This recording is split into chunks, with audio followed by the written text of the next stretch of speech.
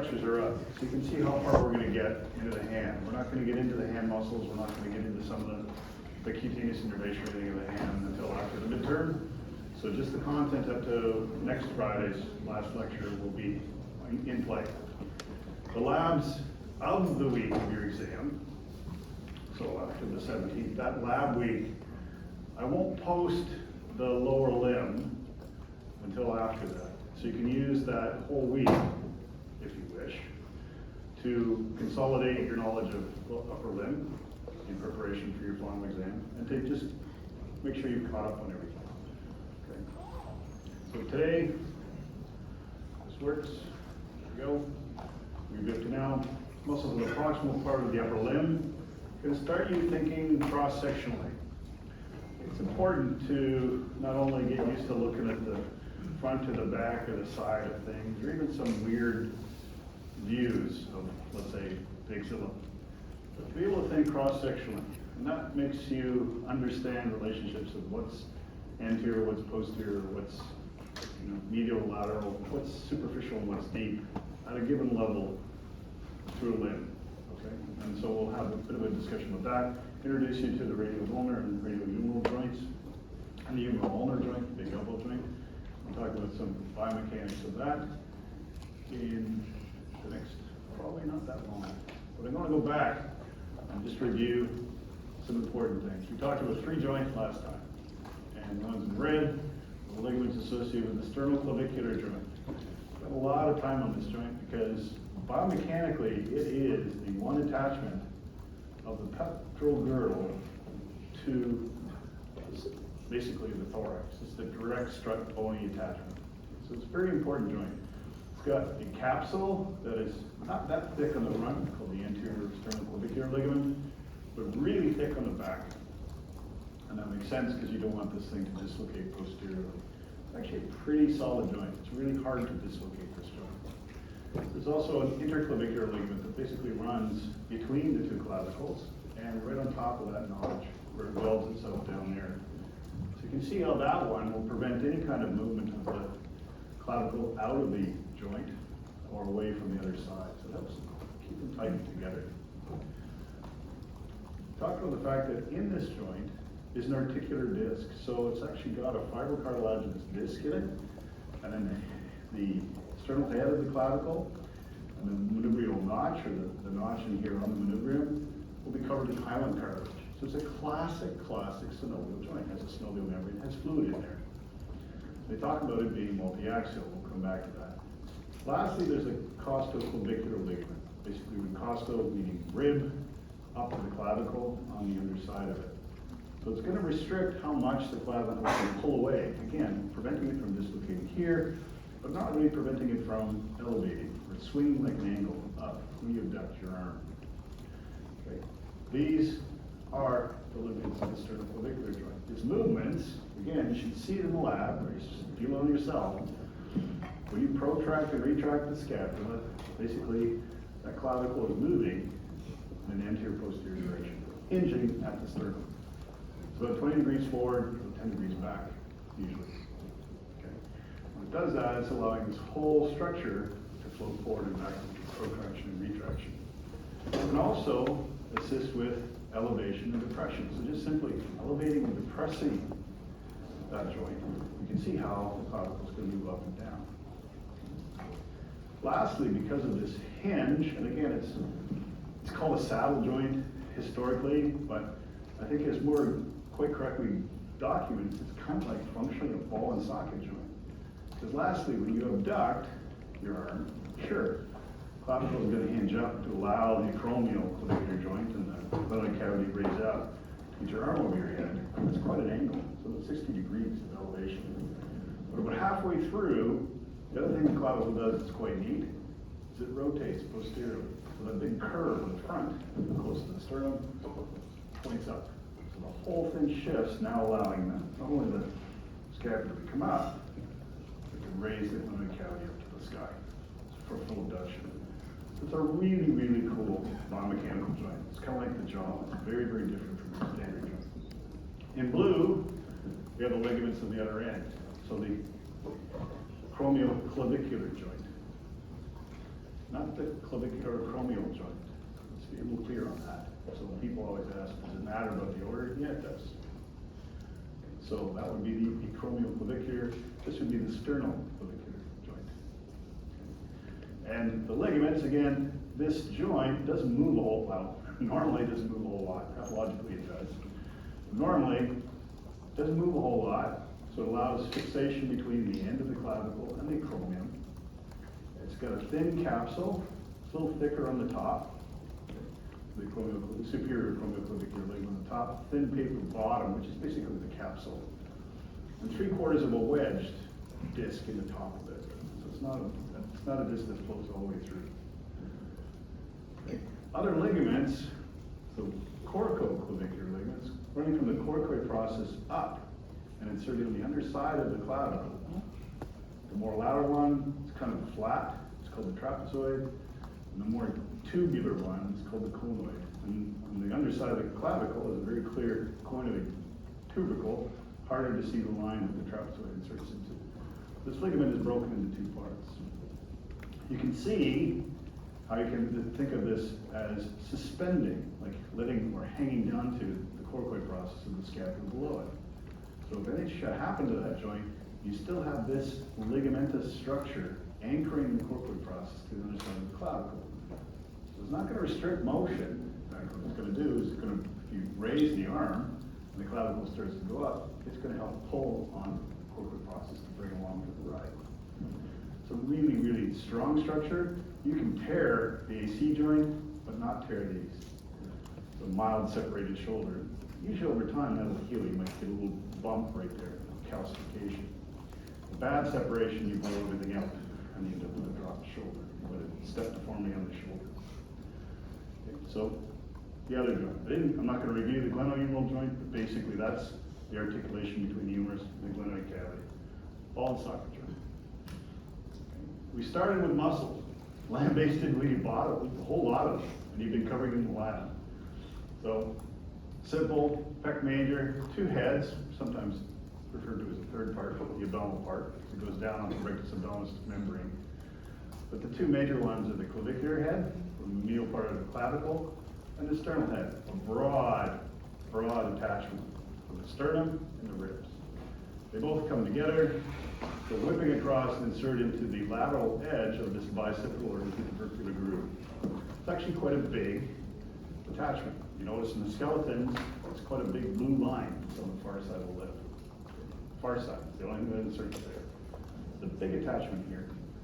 So if you think what it wants to do, obviously it's going to help with abduction, because it's going to be pulling below the center of rotation. And if you're externally rotated, it wants to internally rotate. That's its two major jobs.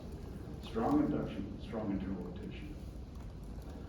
Now, the clavicular head, because it was lined, if you're in an extended position, the clavicular head is also going to help you flex the glenohumeral joint. It's about neutral.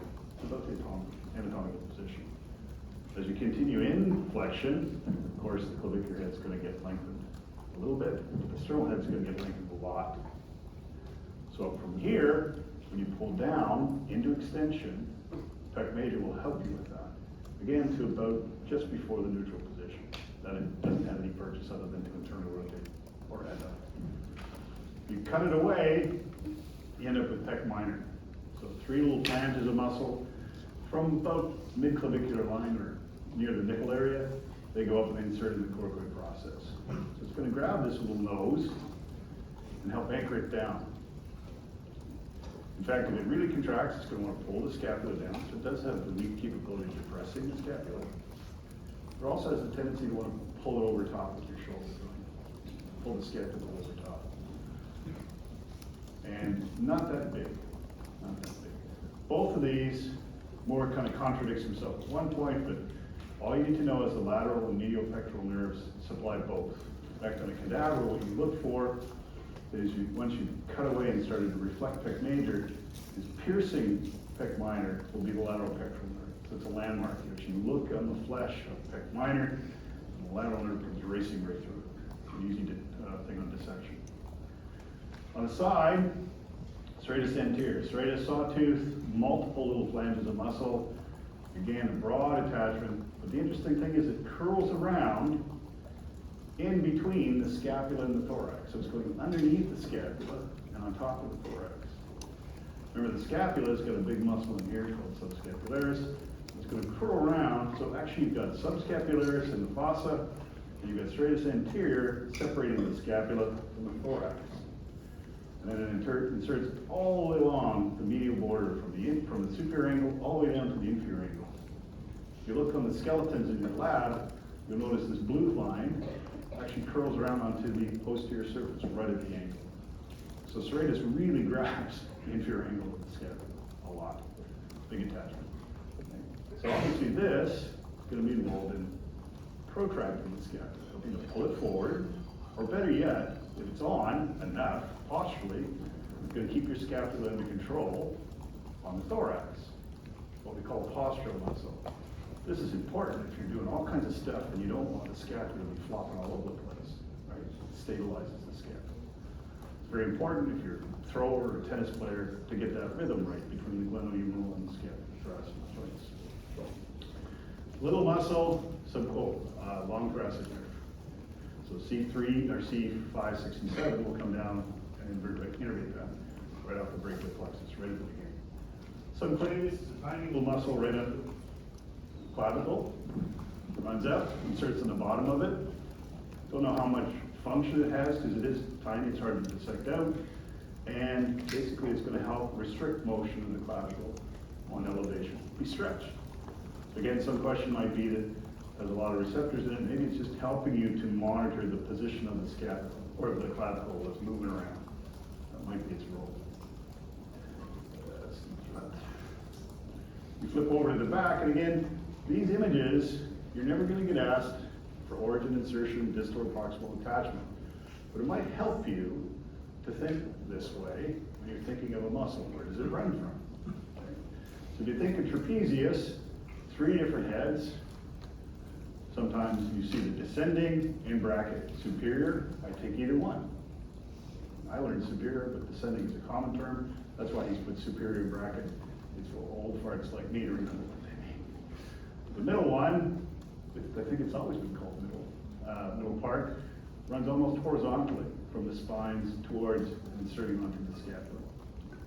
The ascending part, or what I used to know as the inferior part, is from basically T12 spine up. And I don't care if you know the division between the 3 of them. I don't even know if he tells you that. But all 3 parts insert onto the scapula. The ascending part will come in here and insert more on the part of the clavicle and the acromion. The middle part comes over and gets the spine, and the inferior part comes up. And it depends on which book you're reading. It's superior or inferior surface of the spine it attaches to. But it's very medially located. So the inferior one attaches medially, descending one attaches laterally. Big muscle, spinal accessory nerve, cranial nerve 11. So again, if you have a high cervical fracture, you can actually access this muscle because its innervation is from above. Okay. What do the parts do? Well, the ascending part will raise the scapula, the middle part will retract, inferior will depress. And it's hard to think about it, but he does a good job in your book. You contract the superior part and the inferior part. You can actually cause the scapula to spin such that the glenoid cavity goes superiorly. So if you want to do a quick abduction, that's exactly what you do. You have to get the superior and inferior parts together, and they spin the scapula. To remove it, 3 muscles on the back, levator scapulae, basically taking off from the very tip. Here it is. From the very tip, posterior aspect, medial border, superior angle, whatever you want to call it, of the scapula to go up, inserts in the transverse processes of about the top 4. The posterior tubicles, if you remember, of those upper vertebra. Next to it, right where the spine joins the medial border, will be a little region where the rhomboid minor takes its attachment, runs over to about C7 spine and T1 spine. And then the inferior part of this is the rhomboid major. Both minor and major on a cadaver, they're not that thick, but major is quite broad. And it's going to run up to about the spine from T2 to T5. So you can see their line, the levator is going to want to grab the angle. It's going to want to pull up from the scapula. It's also going to want to kind of rotate the glenoid cavity down a bit. You think of rhomboids, they're really going to be involved in trying to pull the scapula into retraction, pull it back up against the vertebra. Maybe assist with a bit of depression of the glenoid cavity, turning it down. Dorsal scapular nerve. What else is there? He does that for that one. Oh, lats. Big, broad muscle on your back. Between it and trapezius, they cover everything on your back. All those scapular muscles, like rhomboids, and basically all the intrinsic back muscles are deep to these guys. That's why they're called superficial back muscles. Big, broad origin, primarily I think it's T1 to T6 spines and all this fascia that makes your thickening of the low back. Comes together, but interestingly passes under your armpit to insert anteriorly, just on the side of the groove of the bicipital groove, so right there. It's going to come passing through here. So it actually doesn't have anything to do with the scapula directly. It goes from your back directly to the index. You can see that if my arm is up here, it's pretty well maximally stretched. A little bit of abduction, we'll call it flexion, the shoulder joint. So it wants to bring that back. It wants to adduct, it wants to extend. And to a certain extent, because of where it is, it wants to medially rotate, it wants to help with medial rotation. We get back here, in this position, it's actually pretty inefficient now. It's really shortened. It's a good way to test someone. Go on the back, push like this to see how strong there, then you move forward to see if lats has really got a problem. Okay. If you notice, there's a lot of attachments here, all blue marks, all meaning something. I will never particularly ask you what inserts right there. What I might do is put a big blob of plasticine and say, list all the muscles that attach here. And their function. And their nerve supply. Now you get the idea. Okay. So if it's picky like this, I won't ask specific questions. If it's more simple, there's one that's really simple. Even Terry's major and minor are kind of close, but where they take their origin down here, major's on the lowest end, minor's just above it, that's a pretty distinct attachment. And minor, I don't think I have it on this figure, no, not this one, come back to the next slide. Yep. So here what they've done is they've cut the major muscle. In a cadaver, we're talking a good inch thick. Okay? Square, it's almost tubular, so strong. It's actually a very, very big muscle. We'll go along the line with latissimus to the front. What's up here? It will attach here right next to lats. But it's coming from the scapula because it passes underneath to the front. Again, if you're in the same position, now teres major is kind of helping lats, but it's helping by pulling from the scapula on the humerus, whereas lats is grabbing the trunk onto the humerus. It's also going to help with internal rotation and extension from that position. In both lats and teres major, if you're abducted, they want to abduct. Minor is above it, but instead of going onto the anterior surface, it comes onto the posterior surface. Inserts up here. Oh, you can't see it from this side. You can even see it there. There it is. Minor's there. Minor, above it is supraspinatus, and right at the top would be supraspinatus. In between it is infraspinatus. Again, those three are so close. I would ask you to specify one. Instead, I'd put a blob there and say, what are the three that insert here? What do they all do? So because of the line posteriorly between teres minor and then the much bigger infraspinatus, and where they attach, they're the only ones who can really externally rotate the glenoid joint. So if you're trying to do this, you're actually not very strong. That's because they're right posteriorly to the joint. Instead, teres minor, infraspinatus, and then the above it, supraspinatus, or your rotator cuff, they're really trying to keep the head of the humerus against the glenoid cavity. They are basically dynamic ligaments. On the anterior surface, the fourth rotator cuff would be subscapularis, big broad muscle, runs right on front of the, underneath the coracoid process, right to the front lip. So here, above the bicipital groove and medial to it. So again, it's sort of all in the area of these other guys. Because it lies in front of the glenoid cavity, what's it going to do? It's going to help you with internal rotation. And if you're really abducted, it's going to help with adduction. More importantly, because it's so close to the head of the humerus, it's going to lock it in. So those four are the rotator cuff. On the outside, deltoid. Now, if you notice in the book again, we have a clavicular component, and a acromial component, and a spinal component, or the spine of the scale. I learned them as anterior, middle, and posterior. You can use either one. If there's something in a bracket afterwards, it's usually older nomenclature, but it doesn't matter. Okay, so teres minor and deltoid both are supplied by one of the terminal branches, the axillary nerve. Oh, that took a long time. Okay. Now we go to the arm. So for Moore 5, two figures, again, kind of cartoonish, but I think they're better to look at these and then look at the images you have in Moore 6, which we've drawn a little better. The first one we have is biceps brachii. See, biarticular muscle. It crosses two joints. Biarticular means they sort of cut away deltoid and pecs, and they've actually cut through the biceps over here. But you can see the two heads. The long head, actually again, because it goes up through that groove, the bicipital groove or the intertubercular sulcus, into the capsule, it can then get access to a notch on the very top of the glenoid cavity. Supraglenoid tubercle. So it attaches right to the top of that. And it lies within joint capsule. So as it comes down here, there's a ligament that goes across here, transhumeral ligament, which straightens that trough, if you wish, into a channel. So the long head comes down. The short head takes its origin from the nose, if you wish, of the coracoid process. And it'll come down, and these two muscles join together. So if you look at them in the lab, there's not a lot of difference between long and short head. I don't know who came up with that one. It makes me think that the short one's much shorter than the long one. They're not really. And they both will have access and control of the glenohumeral joint. The only difference is the short head is a little more medial to the center of rotation than the long head, which actually goes right over the top of the front head.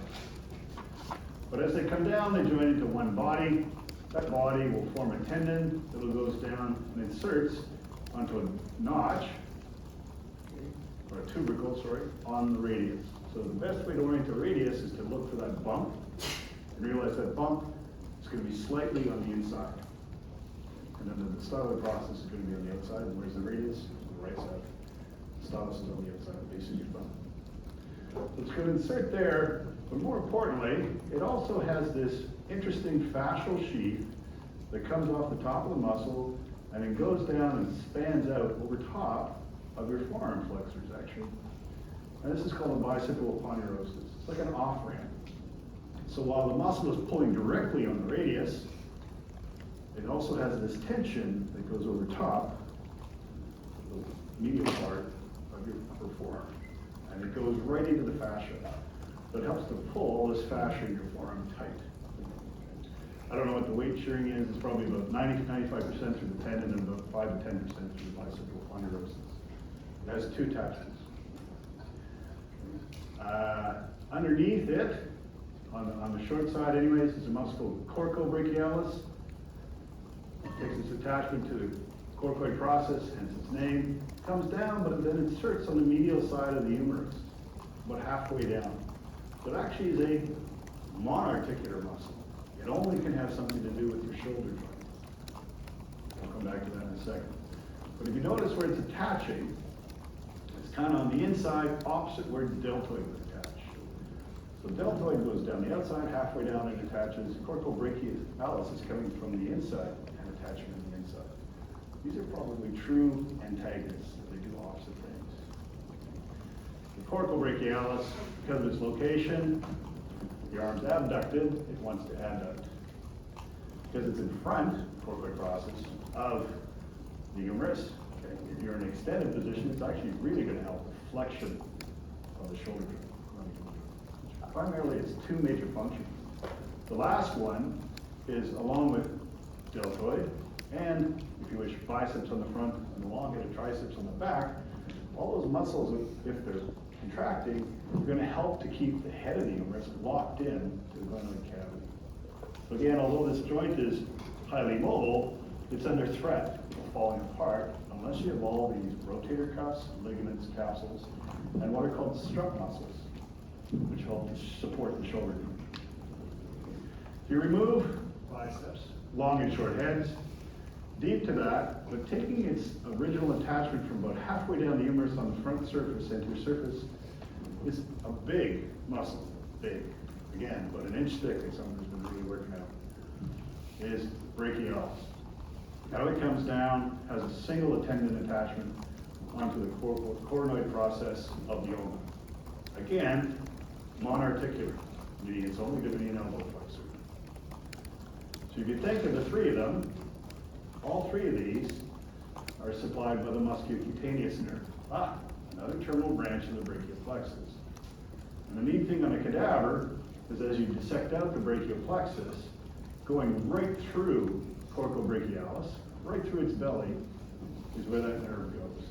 So as you're dissecting out the brachial plexus, you try and trace the nerve, and you go, oh, geez, it just disappeared right into coracobrachialis, musculocutaneous nerve. That's the nerve supply for these guys.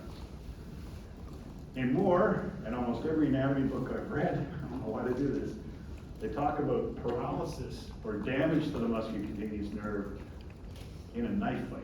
I don't know why they say sharp object, knife, beer bottle. What happens to these people? But it would be basically any trauma halfway down on the inside, maybe closer to the superior surface.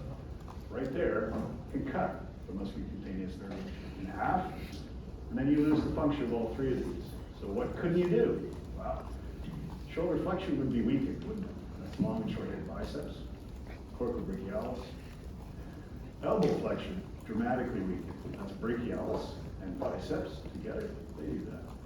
But what's the last thing that biceps does? Because it wraps onto this insertion on the radius, it's a strong supinator.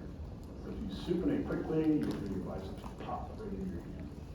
In fact, you're really elongated. It's not very active when you supinate.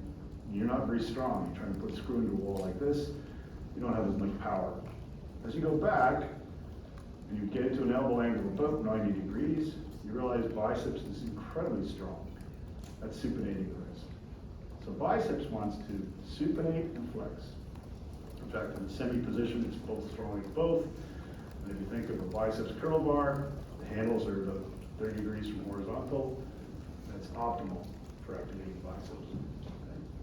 So all three of those are supplied by the musculocutaneous nerve. We flip to the back. Again, a nice image of teres minor and then teres major popping into the anterior surface. There's a three-headed muscle in the back, triceps. Okay, there's three heads to triceps. There's a long head, a lateral head. The lateral head is very easy to feel if you make any kind of extension. You feel mid down your arm, the thing that pops out. That's the lateral head. It's actually a pretty juicy muscle. Okay. On the inside, high up, is going to be the long head, and if you remove both of those, underneath them is the medial head, triceps. Long head all the way up to the scapula, but now it's the underside of the glenoid cavity that it attaches to. So there's a big attachment at what's called the infraglenoid tubercle. So long head of biceps above, long head of triceps below. So it's a biarticular component. Lateral and medial heads don't. They take their origin from the back and sides of the humerus, but all three heads come together. So the medial and lateral heads are only monoarticular. They can only be involved in elbow extension, whereas the long head can also help with shoulder extension.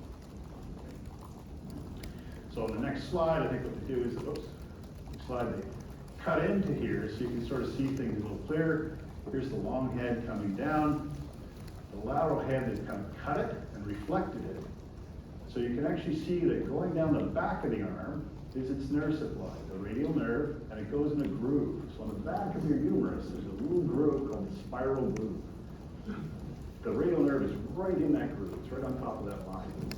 And the blood supply for the back of the arm, the only other artery you need to know for the upper arm, profunda brachii artery, goes with it. So they're right in the groove. And the radial nerve will supply all three heads of triceps. So it's supplying basically all your upper arm extensions of the elbow. Tiny muscle at the bottom here. Always debate. There's another paper out recently of what this thing does. Primarily, it assists very minorly elbow extension. So it will help triceps extend the elbow. Moore tries to make an argument that it's deals with abduction of the ulna during pronation. I can never get my head around that. I don't know what he's talking about. I think it's a motion stamp. It's really hard to find on the cadaver. You have to work hard to find it. It's trivial. I think it's just an elbow extension. But it likewise will be supplied by the radial nerve. So again, these images, although they're old, the painting will really, I think, help you at times figure out where these things actually attach globally. A nice example of coracobrachialis where it would insert, deltoid would be on the other side. Here would be brachialis' origin. So you can see it's going to grab a whole lot of the lower anterior surface of the humerus for one of its attachments. And it's thick. And it comes down and inserts right on the coronary process of the ulna. So it's your dominant elbow flexor. In older people, they seem to fail to start to use that when they're flexing the elbow. They rely on biceps. It's actually brachialis will atrophy unless you get into the gym. So one of the things they do with old people is make them work brachialis. It's a big muscle. And on the posterior surface, you can see the gap that would occur where the radial nerve would come down in this spiral groove with the artery, umbilic artery. Above it is the origin for the lateral head. On below that is this big, again, surface kind of like brachialis of the medial head.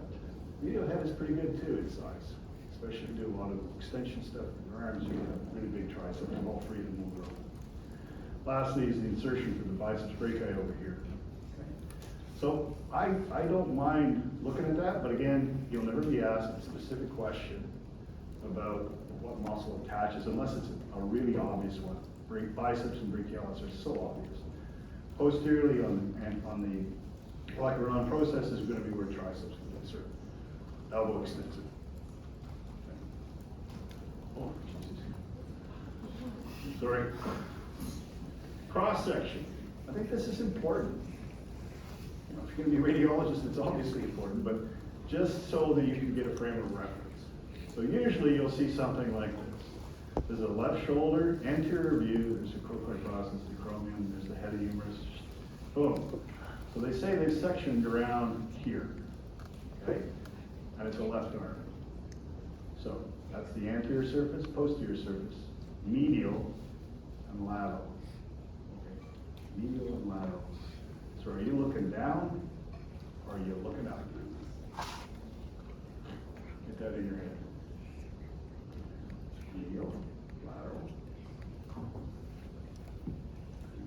You're looking up. So the cut, and then your viewpoint is from below. How do I know that? Well, there's the humerus. It's more to the lateral side of this cross section. And here's the medial side. On the front, there's a cross section through what? The long head and the short head of biceps. Long head has to be more lateral. There's a lateral than the short head. So that's another giveaway. Right around the shaft is the other anterior muscle, brachialis. As you come back, you'll see the big hunk of muscle in the back. It's got to be the three heads of triceps. So you're going to have the middle head, the lateral head, and the long head. All makes sense if you think about it. You cut through here, and now you're looking up through the cross section. What you'll see, and we don't talk a whole lot about it, Moore does more, you'll see all kinds of sections on fascia. I obviously have not been discussing it in here, so I'm not going to question you about it. But for the arm, it's nice to know that there's these two big hunks of connective tissue. One's the lateral intramuscular septum, and one's the medial intramuscular septum. And they kind of join the outside surface, cutaneous surface, fat, and the fascia that's wrapped around all these muscles across. And they divide basically the posterior compartment, triceps, from the anterior compartment, biceps and brachialis. If you think about it, in the middle, on the back, actually, on the back of the humerus, what's that nerve going to be? Well, it has to be the radial nerve.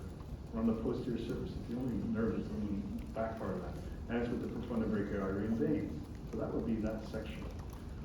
There's a big area in here between anterior and posterior compartments, we have a big, big artery.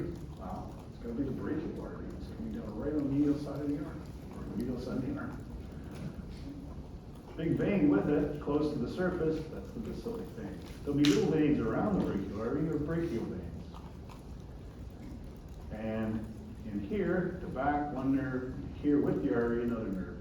This is where the median nerve runs, down the inside of your arm, and the ulnar nerve runs down the inside of the arm as well. So they're very close together, mid-arm down.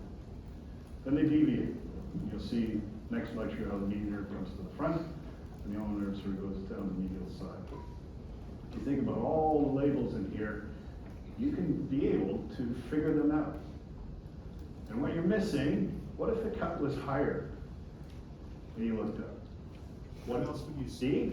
Well, first off, you wouldn't see brachialis because it's too far down. But you would see on the outside, deltoid, and on the inside, coracobrachialis. They're halfway down. So if you go high, you get different muscles in cross-section than if you go down low. And that's the thing to think about. In cross-section, now you can figure out where things go and how far down.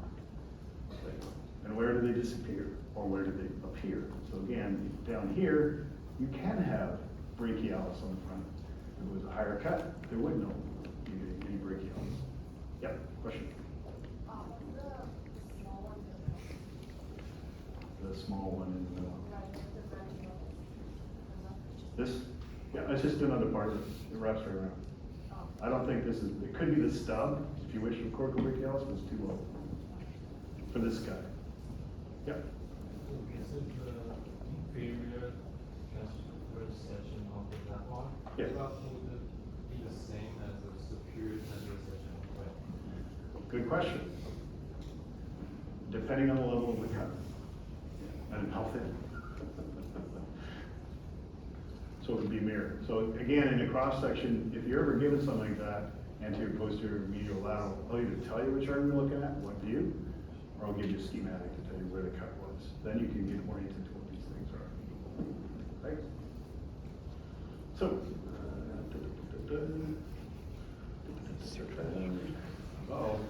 uh-oh. Ah! He's a little paranoid. He's getting quite paranoid. He's frantic. He's just happy he's going to get a treat. We do have a midterm coming up. So, sample one. Hey, you want to know what the questions are going to look like? This is a perfect question. You might not know the answer yet if you haven't gone ahead and looked at where the olecranon fossa is. If you had in the lab, you should know the answer. Olecranon fossa is located on which bone? So one mark multiple choice question. There are your options. Process of elimination would be, is it on the sternum? If you think that's on the sternum, you have not been studying. You think it's on the scapula? You still haven't been studying. Okay, what about the ulnar radius? Well, we haven't really covered them unless you cover them in the lab. Oh, the ulnar, it has an olecranon thing. Yeah. The humerus is the one with the fossa. Okay. Clear cut, the answer's right in front of you. You either knew it within 5 seconds, or you didn't. We'll come back to that one in a second. The suture between the two parietal bones is called the sagittal. Mark. Got it or you don't? That just means you know the sutures, what they are. Name the 3 muscles that are supplied by the musculocutaneous nerve. If you haven't been sleeping for the first half of this lecture, you've got it. Okay. What are they? Biceps? And in fact, you need to be specific. Biceps long head and biceps short head. Different attachments. Good question. I'll either tell you it counts as two muscles or one. I would say biceps is functionally 2 muscles. Because the short head has a much better adduction capability than the long head. Same nerve supply. So just be clear. And in picture, what are all their functions? I've told you the nerve supply. I'm not going to ask you that. I've used the nerve supply to ask you what the 3 muscles are. In fact, you can get me on that. I said 3 muscles, not 4. So biceps would work, just on its own. What do they do? Brachialis, elbow flexor. Coracobrachialis, abductor, weak internal rotator. flexor of the shoulder from an extended position. Biceps, long head and short head, both flex the shoulder from an extended position. To some extent, continue to flex on. Both will supinate and flex the elbow. Not hard. Multiple joint questions. Okay? These are the images from Moore, so I won't go over them, but they're clearer images than we had the last time with the schematics, but it's exactly the same stuff. There they are, including a cross section. And this image I like because it shows you the axillary artery becoming the brachial artery, getting the profundus off, carrying on down to the arm, going right in front of the elbow, we'll talk next, going behind the humerus is the radial nerve, coming along with the artery is the median nerve, and coming close to the median artery, the medial side, is the ulnar nerve before it passes in behind the medial epicondyle of the humerus. Okay. There's your lecture11 fossil. So that would have been a fair question because as of today we just talked about it. These are all the things you should be looking at in the lab. The posterior aspect, the anterior aspect, basically not a really existent lateral epicondyle, but a big prominent medial one. And it's behind this where the ulnar nerve would run. The trochlea itself looks like a badminton bird, and then the capitellum looks like a sphere. That's how it interacts with the joint. We'll talk a little bit about that next class. And then you have the head of the radius and basically the coronoid process of the ulna. So that's where you're going to have the insertion of brachialis. There's a tubercle down here where the biceps is going to insert. Okay. These are the bony structures you should be covering, or have covered last week already in the lab, if not cover them this week. Okay. I think I'll stop with this slide. So we'll stop here and pick up with this slide on Friday. Merci. See you.